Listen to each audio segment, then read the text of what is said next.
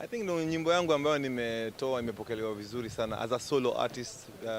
Before hiyo success ilikuwa niona na Sauti Sol, lakini na feel kama nimegrow as a solo artist. Na over time naona ni kama the fruits of my work ina come to fruition. Na thanks sana Ali kwa collaborate na mimi kwa hiyo project na kuifanya kuwa even bigger. Na man, niko so thankful man. Nijua ni baraka tu. This week nimekuwa na hard week because nilikuwa namzika mtu ambaye alikuwa kama baba yangu. So on Friday wakati nyimbo iko number 1 nilikuwa kwa matanga, unajua. So imekuwa two highs and lows, yani imekuwa crazy. Hizo mimi sifanyangi hizo siasa. Hizo siasa mwenyewe mfanyia huko Bongo. Mimi nafanya muziki for the fans, nafanya muziki from my heart. Nimeimba for many years.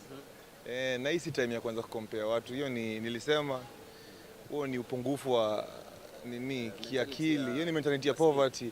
The sky is big enough for all of us to fly. Watati finale, watatu penda.